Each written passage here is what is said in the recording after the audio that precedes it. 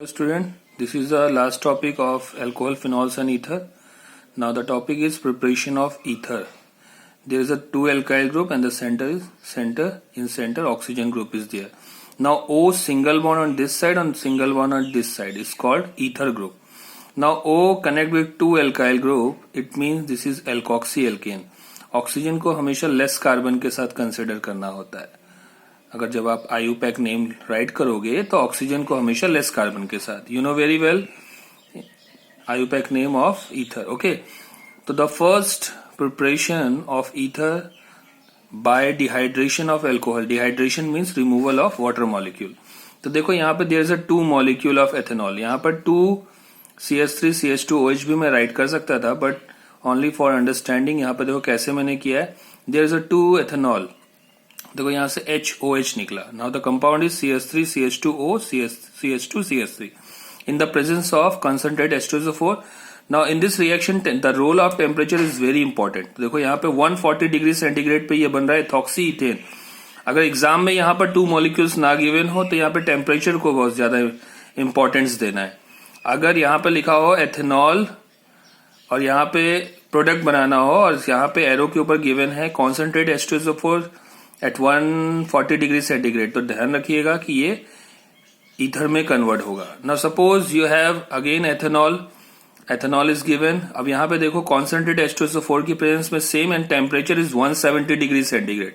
अगर temperature 170 degree centigrade है तो ये इथीन में कन्वर्ट होगा. Clear all of you. देखो अगेन ये दोनों इंपॉर्टेंट है, ये दोनों इंपॉर्टेंट नहीं है, लेकिन फिर भी आप प्रैक्टिस के लिए कर सकते हो. Now ethanol in the presence of concentrated H2SO4 25 degree centigrade room temperature पे होगा तो ये बनाएगा इथाइल सल्फेट. सल्फेट्स वाले देखो यहाँ पे पूरा H2SO4 आकर जुड़ रहा है. ठीक है, देखो SO3H ग्रुप आकर जुड़ेगा यहाँ पर. और अगर कॉन्सेंट्रेटेड H2SO4 0 डिग्री सेंटीग्रेड में करोगे तो ये क्या होगा, एक सॉल्युबल कंपाउंड बन जाएगा. देखो यहां से H2SO4 में से H+ आकर यहां अटैक कर गया और HSO4 बाहर है. तो ये टेम्परेचर का बहुत बड़ा रोल है, लेकिन only for these two is very important. Okay, clear. All these temperature are for ethanol only. For higher alcohols lower temperature required in each case. अगर मान लो इसकी जगह पे अगर हाइयर एल्कोहल यूज होते तो वहां पे टेम्परेचर क्या हो जाता, लो हो जाता. Clear. Okay, now the mechanism. देखो मैकेनिज्म क्या है, ये SN2 मैकेनिज्म है. You know SN2 mechanism nucleophilic substitution होता है. RDS स्टेप स्लोएस्ट स्टेप वही डिसाइड करता है कि एक्चुअल में प्रोडक्ट क्या होगा. यहाँ पे RDS स्टेप मतलब कार्बोकेटाइन का फॉर्मेशन नहीं होगा. दिस इज ओनली फॉर ये वाला कंपाउंड. जो ये वाला रिएक्शन होगा यही होगा RDS. देखो यहाँ पे कोई कार्बोकेटाइन का फॉर्मेशन नहीं हो रहा है, क्योंकि RDS स्टेप दोनों में ही होता है, चाहे वो SN1 हो चाहे SN2 हो. वही डिसाइड करता है कि एक्चुअल में प्रोडक्ट क्या होगा, फाइनल प्रोडक्ट. No carbocation. देखो लिखा हुआ attack of nucleophile from back side. SN2 में हमेशा बैक साइड से अटैक होता है और SN1 में दोनों साइड से, बैक साइड और फ्रंट साइड. स्टेरिक हिंड्रेंस में हमेशा क्या होगा, डिक्रीज. यानी इसमें जो ऑर्डर होता है 1 डिग्री 2 डिग्री 3 डिग्री और SN1 में होता है 3 डिग्री 2 डिग्री 1 डिग्री. तो देखो सिंपल है. एथेनॉल के साथ H2SO4 क्या प्रोवाइड कर रहा है, H+. तो ये आकर इस पे देखो अटैक किया तो यहाँ बना प्रोटोनेटेड एल्कोहल. जब ऑक्सीजन H+ गेन करता है तो O के ऊपर जब पॉजिटिव चार्ज आ जाएगा तो ये प्रोटोनेटेड एल्कोहल. अब पता है आपको कि ऑक्सीजन अपने ऊपर पॉजिटिव चार्ज एक्सेप्ट नहीं करता. तो देखो यहाँ पे दूसरा मॉलिक्यूल, 2 मॉलिक्यूल थे ना एथेनॉल के, तो ये दूसरा मॉलिक्यूल कहां से अटैक कर रहा है, बैक साइड से. अब ये ऑक्सीजन जो है इससे इलेक्ट्रॉन लेके निकलेगा तो इसके ऊपर पार्शियल पॉजिटिव चार्ज आ जाएगा. अब ये पॉजिटिव वाला किसकी तरफ अटैक करेगा, नेगेटिव वाले की तरफ, लोन पेयर की तरफ. तो देखो ये यहां से अटैक कर रहा है. तो क्या बना, CH3 CH2OH और CH2CH3 देखो बना. अब यहाँ पे देखो जो H+ ऐड हुआ था वही H+ क्या होगा, बाहर निकलेगा. अब देखो ये जैसे प्रोडक्ट बना है ये H+ अपने इलेक्ट्रॉन देके इसको तो सेटिस्फाई कर दिया. अब ये H+ के फॉर्म में बाहर निकला और HSO4 से रिएक्ट करके क्या बना दिया, H2SO4. जैसे ही H+ बाहर निकला देखो ये तो न्यूट्रलाइज हो गया, तो CH3 CH2O CH2 CH3 बन रहा है. This is called ethoxy ethane, the IUPAC name. अब देखो दोनों तरफ 2 कार्बन है तो इसको बोलेंगे ethoxy and this part is ethane. कहीं से भी कर सकते हो. And this is the common name is diethyl ether. There is a 2 ethyl group and 1 ether. Clear. Okay, now the next is dehydration of alcohol can also be done with Al2O3. देखो Al2O3 की presence में भी होता है. यहाँ भी temperature का बहुत बड़ा रोल है. अगर टेम्परेचर एथेनॉल का रिएक्शन Al2O3 की प्रेजेंस में 250 डिग्री सेंटीग्रेड पे होगा तो इथॉक्सी इथेन बनेगा। अगर 350 डिग्री सेंटीग्रेड पे बनेगा तो ईथीन। याद रखना टेम्परेचर का रोल इसमें बहुत ज्यादा इंपॉर्टेंट है। Next, Williamson synthesis of ether, this is a naming reaction. तो देखो इसमें क्या होता है, एक एल्काइल हैलाइड होता है, उस पर सोडियम एल्कोक्साइड का यूज होता है, रिएक्शन होता है इन the presence of dry ether, तो यहां बनेगा ईथर। अब यहाँ पे R1 R2 इसलिए लिखा है क्योंकि यहाँ पे एल्काइल ग्रुप सिमेट्रिकल भी हो सकता है और अनसिमेट्रिकल भी हो सकता है। तो देखो यहां से निकला NaX और ये R1 is O, R1O and R2 बन गया। तो देखो सपोज यहाँ पे एल्काइल हैलाइड मैंने लिया CH3I और सोडियम एल्कोक्साइड में लिया sodium ethoxide in the presence of dry ether, देखो NaI निकला और ये बन गया CH3OC2H। इसका आयुपैक नेम क्या होगा, मिथॉक्सी इथेन। सेम यही है, इसका होगा इथॉक्सी इथेन। अब देखो इसका मैकेनिज्म क्या है, हर चीज का मैकेनिज्म प्रैक्टिस करो। ये भी क्या है, SN2 मैकेनिज्म है। SN2 मतलब जिसमें 1 degree greater than 2 degree greater than 3 degree, और इसमें भी न्यूक्लियोफाइल का अटैक बैक साइड से होता है, फ्रंट साइड से नहीं होता। इसमें नो कार्बोकेटाइन फॉर्मेशन और RDS स्टेप भी होगा जो डिसाइड करेगा एक्चुअल में फाइनल प्रोडक्ट क्या है। देखो RDS में यहाँ पे दिखाऊंगा भी, इसमें ट्रांजिशन स्टेट बनता है। तो देखो C2H5O Na ब्रेक हुआ, C2H5O माइनस और Na प्लस। अब ये C2H5O माइनस अटैक कर रहा है किस पे, CH3I, ये पहला वाला स्टेप दिखा रहा हूं मैं। तो देखो बैक साइड से अटैक हुआ तो ये I अपना गुड लिविंग ग्रुप है, तो ये लिविंग ग्रुप I माइनस के फॉर्म में बाहर निकलेगा और ये O माइनस का कहां पे अटैक करेगा, इस पे। तो देखो एक्चुअली में ये ट्रांजिशन स्टेट होता है, ये स्टेप बहुत ही शॉर्ट लीव पीरियड का होता है, ये शो नहीं होता, ये तुरंत बनता है, तुरंत फाइनल प्रोडक्ट दे देता है, तो शॉर्ट लीव होता है। देखो दिब्बी देख लो, तो CH2O आया, अटैक किया, देखो यहाँ पे शेडेड लाइन बना है और ये I माइनस के फॉर्म में देखो बाहर निकल गया, और कंपाउंड क्या बना, C2H5O CH3, इसी को बोलते हैं methoxy ethane. And this is a primary alkyl halide. Primary alkyl halide में ज्यादातर ये पॉसिबल होता है। Clear? Okay, now the next question number 1। Suppose A plus B है आपके पास और इससे ये प्रोडक्ट बन रहा है, आप कैसे डिसाइड करो कि कौन सा प्रोडक्ट A है कौन सा प्रोडक्ट B है। तो देखो A क्या होना चाहिए हमेशा, यानी एल्काइल हैलाइड कैसा होना चाहिए, हमेशा प्राइमरी होना चाहिए। अगर प्राइमरी होगा तो वो कंपाउंड जरूर बनाएगा, फाइनल प्रोडक्ट बनाएगा। अगर इसकी जगह पे 3rd डिग्री होगा तो बल्कियर ग्रुप होगा, और बल्कियर ग्रुप की प्रेजेंस में ये प्रोडक्ट नहीं बनेगा। तो याद रखना SN2 में हमेशा जो एल्काइल हैलाइड होना चाहिए वो प्राइमरी हो। ज्यादा पॉसिबिलिटीज किसकी प्रोडक्ट बनने की होती है, प्राइमरी एल्किल हैलाइड की। इस पर कोई फर्क नहीं पड़ता, ये आप जैसा भी ले लो, इसमें कोई कंडीशन अप्लाई नहीं होता। देखो आगे भी है, देखो यहां पर जैसे मैंने अगर ये लिया, देखो टर्शियरी ले लिया और इस पे हमें इसका रिएक्शन कराया, तो देखो टर्शियरी एल्किल हैलाइड इसमें SN1 रिएक्शन बहुत अच्छा होता है, लेकिन यहां पर ये SN2 रिएक्शन है। तो लिखा है if 3rd degree alkyl halide is there elimination is possible. तो ये अब यहां पे क्या हो जाएगा, एलिमिनेशन हो जाएगा, यहां पे ईथर का फॉर्मेशन नहीं होगा क्योंकि यहां पे मोर स्टेरिक हिंड्रेंस है। देखो ये क्या करेगा, एलिमिनेशन कैसे कर रहा है, देखो 3 CH3 ग्रुप है तो ज्यादा स्टेरिक हिंड्रेंस हो गया। तो देखो ये क्या करेगा, I बाहर निकला जो NaI से रिएक्ट करके NaI बना दिया। अब देखो CH3O माइनस है और ये CH3 को मैंने CH2H और H के फॉर्म में लिखा। देखो ये H अपना ये इलेक्ट्रॉन देगा तो इसके ऊपर क्या आ गया, पॉजिटिव, और ये किससे रिएक्ट कर जाएगा, CH3O माइनस से, माइनस वाले पार्ट से। तो माइनस O और H प्लस क्या बन गया, मेथेनॉल।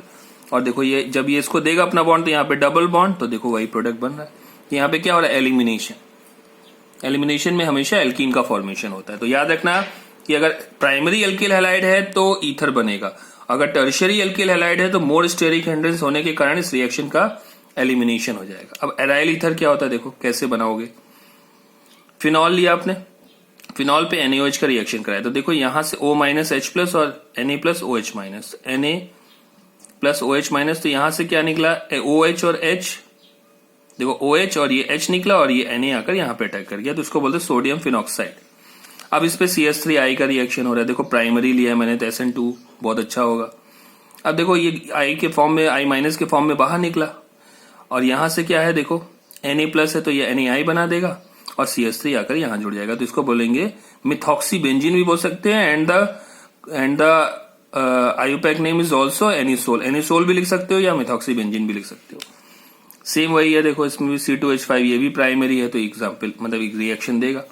लेकिन सपोज अगर आपके पास कोई हैलाइड ग्रुप है, एल्काइल मतलब एरियल हैलाइड है, तो देखो एरियल हैलाइड में ये X मतलब क्या है, हेलोजन। और हेलोजन कोई भी हो सकता है, फ्लोरीन, क्लोरीन, ब्रोमीन, आयोडीन। और तुम लोग को पता है कि फ्लोरीन में माइनस आई इफेक्ट ज्यादा होता है। माइनस आई इफेक्ट मतलब ये इलेक्ट्रॉन को खींचने का भी काम करता है, यानी न्यूक्लियर रिंग से खींचने का काम करता है। तो जैसे ही अगर इसमें होगा तो देखो do not show SN2 reaction, partial double bond character, क्योंकि जब ये यहां पर ये अपने इलेक्ट्रॉन देगा तो यहां पे पार्शियल डबल बॉन्ड बनाएगा, जिसके कारण से ये हेलोजन रिप्लेस नहीं हो पाएगा। क्योंकि अगर रिप्लेस कैसे होगा तो आप सीधे बोलोगे कि अगर रिप्लेस नहीं हो रहा है इसका मतलब क्या है, यहां पर partial double bond character between carbon, this carbon और एक्स, तो पार्शियल डबल बॉन्ड होने के कारण ये ब्रेक नहीं होगा। तो these are properties of ether, preparation of ether, sorry. तो फिजिकल प्रॉपर्टीज देखो, ethers are relatively polar molecule but not as polar as alcohol, मतलब ये पोलर मॉलिक्यूल तो है लेकिन ये एल्कोहल की तरह पोलर नहीं, यानी alcohol is more soluble in water. Unlike alcohol they can't make hydrogen bond with itself, so lower melting point and boiling point compare to alcohol, मतलब ये उतना अच्छा हाइड्रोजन बॉन्ड फॉर्मेशन नहीं करता, तो हाइड्रोजन बॉन्ड ज्यादा नहीं होगा तो इसके कारण से इसकी मेल्टिंग और बॉइलिंग पॉइंट क्या होगी, एल्कोहल से कम होगी। अब देखो सपोज यहां पर 3 मैंने एग्जाम्पल दिया हुआ है, तो देखो इसका मॉलिक्यूलर वेट और इसका मॉलिक्यूलर वेट दोनों का सेम है, ये डाइथाइल ईथर है, ये ब्यूटेनॉल है। इसमें जो स्ट्रॉन्गेस्ट इंटरमॉलिक्यूलर बॉन्ड जो बन रहा है वो डाइपोल डाइपोल इंटरएक्शन हो रहा है, डाइपोल डाइपोल इंटरएक्शन। और यहां पर क्या बनता है, जहां पे अल्कोहल होता है वहां पे होता है हाइड्रोजन बॉन्डिंग, वहां पर क्या होता है, हाइड्रोजन बॉन्डिंग, क्लियर। तो और यहां पर ये जनरली ये कंपाउंड और दिया है, इसका देखो मॉलिक्यूलर मास बहुत ज्यादा है, तो जनरली इसका तो बॉइलिंग पॉइंट बहुत ज्यादा होगा, लेकिन इन दोनों में देखो बॉइलिंग पॉइंट इसका सेम मॉलिक्यूलर मास होने के कारण इसमें डाइपोल डाइपोल इंटरेक्शन है और इसमें हाइड्रोजन बॉन्ड, तो हाइड्रोजन बॉन्ड होने के कारण इसमें आयनिक नेचर ज्यादा होगा, जिसके कारण से इसका बॉइलिंग पॉइंट क्या होगा, ज्यादा, clear. Okay, now the third physical properties, they can make hydrogen bond with water more soluble than alkane, लेकिन ये एल्केन से ज्यादा सॉल्युबल होता है क्योंकि एल्केन हाइड्रोजन बॉन्ड नहीं बनाते, तो एल्केन के थ्रू ये ज्यादा बॉइलिंग पॉइंट भी देगा या और हाइड्रोजन बॉन्ड भी इसमें प्रेजेंट होगा। अगर पूछे कि एल्केन ज्यादा वाटर सॉल्युबल होगा कि ईथर, तो आप बोलोगे ईथर, क्योंकि ईथर के पास क्या प्रेजेंट होता है, हाइड्रोजन बॉन्ड, जबकि एल्केन के पास हाइड्रोजन बॉन्ड प्रेजेंट नहीं होता। देखो लिखा है, they can make hydrogen bond with water more soluble than alkanes but less than alcohol, लेकिन एल्कोहल से कम। अब देखो केमिकल प्रॉपर्टीज, तो reaction due to cleavage of CO bond in ether, CO bond के बीच में देखना है, मतलब ये C और O, ठीक है। अब देखो यहाँ पर रिएक्शन विद HI है, HI की प्रेजेंस में देखो क्या हो रहा है, सिंपल देखो, एक RO के साथ H जुड़ गया, देखो अगर इसको ब्रेक करेंगे तो RO माइनस और R प्लस होगा, तो R प्लस वाला जाएगा I की तरफ और माइनस वाला जाएगा प्लस की तरफ, ठीक है।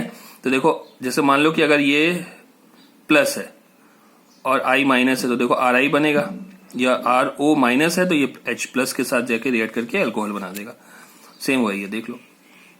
अगर दोनों तरफ एल्काइल ग्रुप सेम है तब तो आपको कोई प्रॉब्लम नहीं होगा, लेकिन अगर एक तरफ CH3 और C2H5 है या फिर एक तरफ टर्शियरी ग्रुप है और एक तरफ सिंपल है, तब यहां पे क्या करोगे, देखो इसके लिए कंडीशन है, case 1, if both alkyl are primary, तब वहां पे SN2 होगा, देखो दोनों प्राइमरी है इस तरफ, तो इसमें SN2 यानी डायरेक्ट प्रोडक्ट बनाएगा, नो कार्बोकेटायन फॉर्मेशन, तब तो किसी के साथ भी आप I जोड़ दो, किसी के साथ भी H जोड़ दो, इसका मैकेनिज्म भी वही है। देखो भाई ये HI क्या प्रोवाइड कर रहा है, H प्लस, I माइनस बचा हुआ, तो ये H प्लस कहाँ अटैक किया इस पे, देखो प्रोटोनेटेड एल्कोहल बन गया।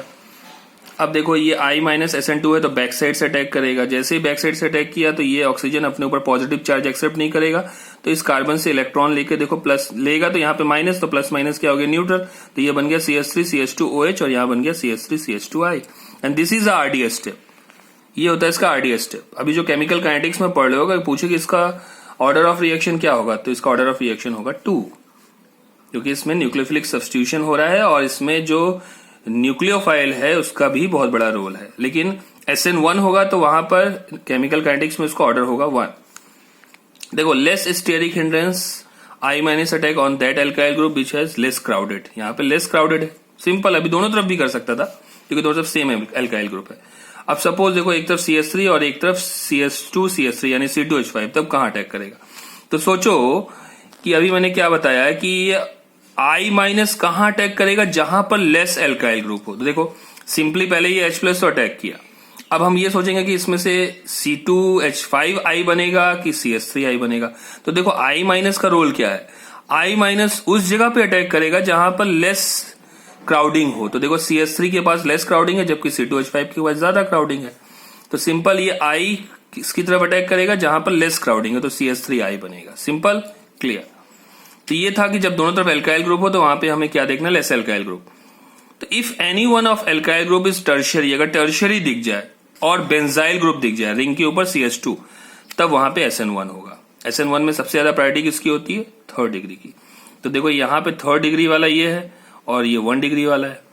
तो अब इसमें SN1 हो रहा है तो SN1 में प्रायोरिटी ज्यादा किसकी होती है, 3rd डिग्री। यानी 3rd डिग्री वाला कौन सा होगा, 3rd डिग्री के साथ जुड़ेगा I और 1 डिग्री के साथ जुड़ेगा OH। क्लियर। तो अब इसका मैकेनिज्म देखो, अब इसमें कार्बोकेटाइन का फॉर्मेशन होगा। देखो H प्लस ने अटैक किया, HI ने क्या दिया, H प्लस दिया, I माइनस बचा हुआ है। क्लियर। तो देखो ये H आया, फिर वही सेम कंसेप्ट। अब SN1 हुआ तो देखो यहां से क्या निकला, ये अपना इलेक्ट्रॉन लेके निकला। देखो सिंपल मैं यहां से दिखा दे रहा हूं, ये अपने इलेक्ट्रॉन लेके निकला। तो निकला तो देखो CH3OH निकल गया बाहर। अब ये जैसे ही देगा तो इस कार्बन के ऊपर क्या आ गया, पॉजिटिव। देखो 3rd डिग्री कार्बोकेटाइन, ये पता ही है सबसे ज्यादा स्टेबल किसमें होता है, SN1 में। अब I माइनस ये बैक साइड से भी अटैक कर सकता है, फ्रंट से भी। ठीक है, तो देखो I माइनस अटैक किया तो क्या बन गया, टर्शियरी एल्काइल हैलाइड। क्लियर। तो याद रखना कि अगर टर्शियरी ग्रुप या बेंजाइल ग्रुप दिया हुआ है तो वहां पे SN1 रिएक्शन होगा, जहां पर दोनों प्राइमरी दिया है तो वहां पे SN2 होगा। लेकिन ये भी चेक करना है कि जहां पे लेस क्राउडिंग होगा वहां पे I माइनस अटैक करेगा। क्लियर। ओके, नेक्स्ट देखो, अब CH2O CH3। अब देखो, अब यहाँ पे बेंजाइल ग्रुप है तो बेंजाइल ग्रुप भी है तो यहाँ भी क्या होगा, SN1। तो I कहां अटैक करेगा, बेंजाइल वाले के साथ, और CH3OH बन जाएगा। इसका भी मैकेनिज्म सेम है, प्रैक्टिस करोगे हो जाएगा। क्लियर। अब ये जैसे दिया है देखो, CH3 और C2H5 दोनों तरफ 1 डिग्री है, तो ये I कहां अटैक करेगा, जहां पे लेस क्राउडिंग हो। तो देखो CH3I, और जहां पे टर्शियरी दिख जाए वहां SN1, जहां पे बेंजाइल दिख जाए वहां SN1। क्लियर। अब suppose if any one of alkyl group is secondary अगर दिया है, तब हम कैसे पहचानेंगे, तो वो सॉल्वेंट पे डिपेंड करेगा। तो उसके ऊपर सॉल्वेंट लिखा होगा, पोलर प्रोटिक और पोलर अप्रोटिक। तो पोलर प्रोटिक अगर लिखा है C2H5OH या वाटर लिखा है, तब वहां पे SN1 होगा। SN1 मतलब 3rd डिग्री वाले को देखना होगा, मतलब 3rd डिग्री, फिर ग्रेटर देन 2 डिग्री, फिर ग्रेटर देन 1 डिग्री। यानी वहां पे SN1 होगा तो देखना जहां पे ज्यादा अल्काइल ग्रुप प्रेजेंट होंगे वहां पर होगा आपका I जुड़ेगा। अगर पोलर अप्रोटिक है तो वहां पे SN2 होगा। देखो यहां पे दिया भी है, अगर जैसे मान लो ये है, अगर मान लो कि वाटर के साथ रिएक्शन हो रहा है, वाटर मतलब क्या है, पोलर प्रोटिक है, तो SN1 होगा। तो SN1 में इसके साथ जुड़ेगा I, यहां पे देखो, और इसके साथ जुड़ेगा, क्योंकि ये प्राइमरी है सेकेंडरी है, तो इसके साथ जुड़ेगा क्या, I, और इसके साथ जुड़ेगा H। क्लियर। अब देखो यहां पे SN2 है, SN2 में हम देखेंगे पहले प्राइमरी वाले को, सिंपल वाले को। तो देखो CH3I बना है और इसके साथ सिंपली SN2 में होता है 1 degree greater than 2 degree greater than 3 degree, और SN1 में होता है 3 degree greater than 2 degree greater than 1 degree. इसका भी देखो सिंपल है। अब अगर एनिसोल दिया है तो देखो एनिसोल का कंसेप्ट अलग होता है। एनिसोल में भी I उस जगह पे अटैक करेगा जहां पर लेस क्राउडिंग, ये बेंजाइल ग्रुप नहीं है, जहां पर लेस क्राउडिंग होगा वहां पे I जुड़ेगा। क्लियर। इसका भी मैकेनिज्म सिंपल है, प्रैक्टिस करोगे हो जाएगा। देखो SN2 होगा, अगर एनिसोल दिया है तो SN2 और बेंजाइल दिया है तो SN1। अब देखो विद एक्सिस HI, अभी हमने सिंपल एक HI का रिएक्शन कराया था, अब एक्सिस HI होगा तो यहां पर लिखा है any alcohol formed also convert to alkyl halide, मतलब जो एल्कोहल बनेगा वो फिर से एल्काइल हैलाइड में कन्वर्ट हो जाएगा। देखो कैसे, ROR + 2HI, तो यहां बन रहा है एक RI और एक R' और वाटर बन रहा है। देखो कैसे हुआ, इसका 2 स्टेप में रिएक्शन दिखा। देखो ROR ने HI के साथ किया तो पहले बना RI और ROH, ये ROH फिर से HI के साथ रिएक्ट करके RI बना दिया। तो वही चीज है, इसके आगे भी वही रिएक्शन है, देख लो आप कर लेना प्रैक्टिस। एक दो बता देता हूं, जैसे देखो CH3I C2H5I और वाटर, इसमें भी दिस पार्ट के साथ I और इस पार्ट के साथ I और एक वाटर, सेम यही है इसमें भी, सेम यही इसमें भी। An aryl ether even in excess HI we get phenol. अगर देखो एराइल ईथर दिया है, एराइल ईथर जैसे सपोज यहाँ पे एराइल ईथर होता तो even in excess HI we get phenol. अगर एराइल ईथर होगा तो वहां पर एक्सिस HI में फिनॉल बनेगा, ना कि फिनॉल के रिंग के साथ I जुड़ेगा। याद रखना, ये प्रैक्टिस करना खुद से और मुझे व्हाट्सएप ग्रुप में सेंड करना। अब देखो reaction of aryl ether due to benzene ring. अब तुम लोग को पता है कि ये क्या है, प्लसम इफेक्ट देगा, जिसके कारण से इस रिंग की इलेक्ट्रॉन डेंसिटी इंक्रीज होगी। तो इलेक्ट्रॉन डेंसिटी इंक्रीज होगी यानी इलेक्ट्रॉन इसके मैक्सिमम किस किस पोजीशन पे ज्यादा, ऐसे तो पूरे रिंग पे होगा, होल रिंग पे इलेक्ट्रॉन डेंसिटी इंक्रीज होगी, लेकिन ज्यादा कहां पे होगा, ऑर्थो एंड पैरा पोजीशन में। तो इलेक्ट्रोफिलिक अटैक जब इसमें होगा, इलेक्ट्रोफाइल अटैक होगा तो मैक्सिमम कहां पे होगा, या फिर ऑर्थो में या फिर पैरा में। तो लिखा भी हुआ electron density increases in whole ring but more at ortho and para position. देखो इसका रेजोनेंस स्ट्रक्चर भी बना है।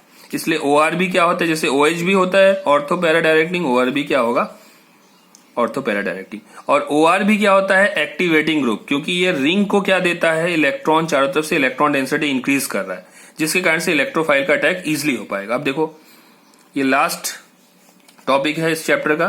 तो देखो यहाँ पे एनिसोल है, एनिसोल पे ब्रोमीन का पीछे पढ़ाया था, ये ब्रोमिनियम आयन देता है। तो देखो एक तो बनेगा यहां पर, एक बनेगा यहां पर। अब देखो मेजर कौन सा होगा, देखो यहाँ पे कोई हाइड्रोजन बॉन्ड नहीं बन रहा है, तो इसमें ऑर्थो वाला जो होगा वो माइनर होगा। अगर जहां पे हाइड्रोजन बॉन्ड बनता हुआ दिख जाए, इंट्रामोलिकुलर और इंटरमोलिकुलर, तो देखो यहाँ पे कोई इंट्रामोलिकुलर हाइड्रोजन बॉन्ड नहीं बन रहा है, तो ये माइनर होगा, ये मेजर होगा। अगर NO2 दिखेगा तो NO2 में ये बनेगा हाइड्रोजन बॉन्ड HNO3 के साथ इन the presence of concentrate H2SO4। HNO3 में NO2 प्लस का अटैक होता है। तो देखो NO2 प्लस यानी क्या है, इलेक्ट्रोफाइल है। Br प्लस क्या है, इलेक्ट्रोफाइल है। CH3 प्लस क्या है, इलेक्ट्रोफाइल है। एंड CH3CO प्लस क्या है, इलेक्ट्रोफाइल है। दीज ऑल आर इलेक्ट्रोफाइल, इसीलिए इसको बोलते हैं इलेक्ट्रोफिलिक सब्स्टिट्यूशन। तो जहां पे हाइड्रोजन बॉन्ड दिखेगा, देखो यहां पर मेजर ये है, इसमें भी कोई भी हाइड्रोजन बॉन्ड नहीं बन रहा है, इसका मतलब तो ये ऑर्थो वाला माइनर और पैरा वाला मेजर।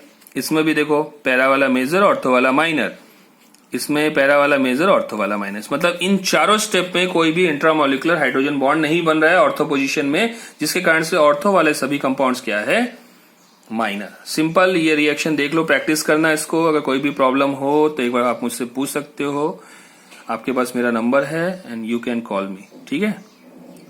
तो ये देखो फ्रीडल क्रॉफ्ट एल्काइलेशन में CH3Cl in the presence of anhydro Cl3, तो इससे CH3 प्लस बनता है। और इसमें भी देखो अगर ये बाहर निकल गया तो इसके ऊपर प्लस आएगा, इसके ऊपर नेगेटिव आएगा, वही चीज है। तो फ्रीडल क्रॉफ्ट पढ़ चुके हो। तो this is the chemical properties of anisole, ये पूरा है। एक बार इन द रिएक्शन सिंपल बोल सकते हो, reaction with bromine, reaction with concentrate HNO3, Friedel Crafts reaction. Friedel Crafts reaction के दो पार्ट होते हैं, एक फ्रीडल क्रॉफ्ट एल्काइलेशन, एक फ्रीडल क्रॉफ्ट एसाइलेशन। अब इसके बाद हमारा न्यू चैप्टर होगा chemical kinetics. Thank you and have a nice day.